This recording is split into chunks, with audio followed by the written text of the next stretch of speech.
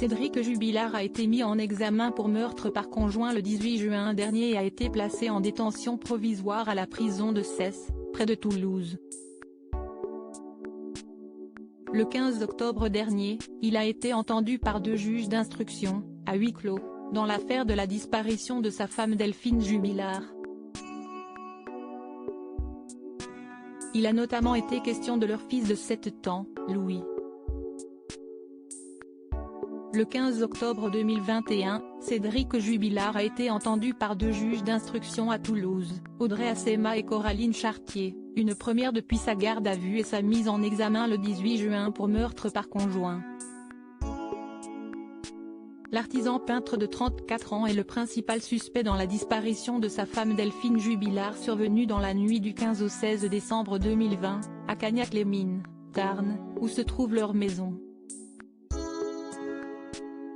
Cet interrogatoire à huis clos a duré 4 heures, entrecoupé de 2 pauses.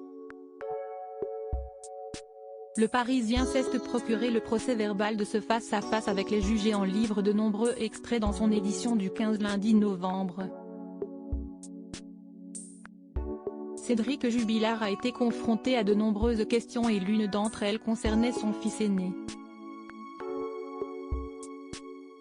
Delphine et Cédric Jubilard ont eu 2 enfants ensemble, Louis, 7 ans et Elia qui va avoir 2 ans.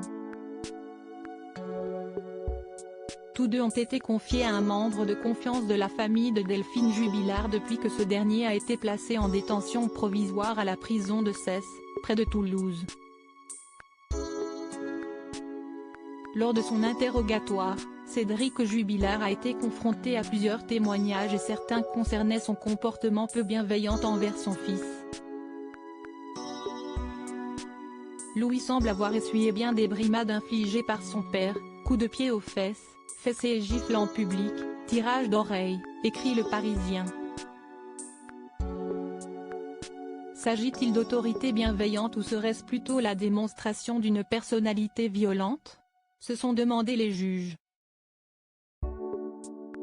Une question à laquelle Cédric Jubilard n'a pas manqué de répondre lors de son interrogatoire. Si est-il pourtant pas un enfant maltraité, a-t-il riposté, avançant que son fils n'est jamais arrivé à l'école avec des bleus ni avec des cocards ou quoi que ce soit. Le père de famille, mis à l'isolement en prison, a cependant reconnu avoir l'habitude de hausser le ton avec son garçon. Si est-il sûr que oui, je gueule. J'essayais de faire peur à mon enfant. Pour éviter qu'il me refasse la même bêtise. Le prénom de Louis a été cité à de maintes reprises dans l'affaire de la disparition de sa maman. Son témoignage avait une importance capitale, et le garçonnet a changé de version selon les interlocuteurs. Ses parents se sont-ils disputés le soir de la disparition de sa maman? Louis avait assuré que non selon Séverine, la nouvelle compagne de son papa. J'ai posé la question moi-même à son fils et il ne m'a pas donné cette version. Il m'a dit qu'il est allé au lit, que son papa dormait et qu'il n'y avait eu aucune dispute ce soir-là, avait assuré cette dernière dans une interview accordée à Femme Actuelle en août dernier. Il a aussi entendu sa mère sortir de la maison. Car dans la maison de Cédric, il faut claquer fort la porte pour la fermer, et le petit m'a dit « J'ai entendu maman mettre ses chaussures et elle est sortie », avait-elle également précisé.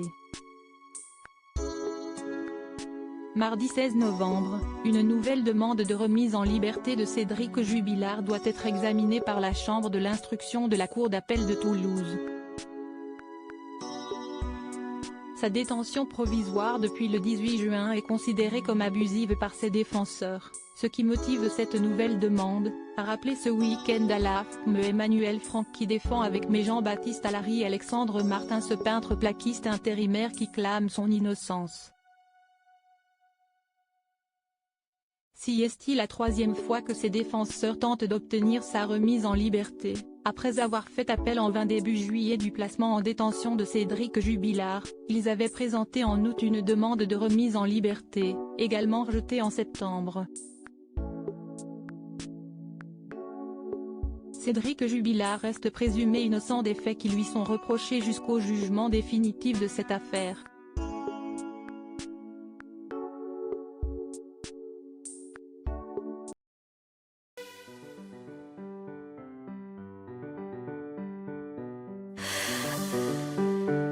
나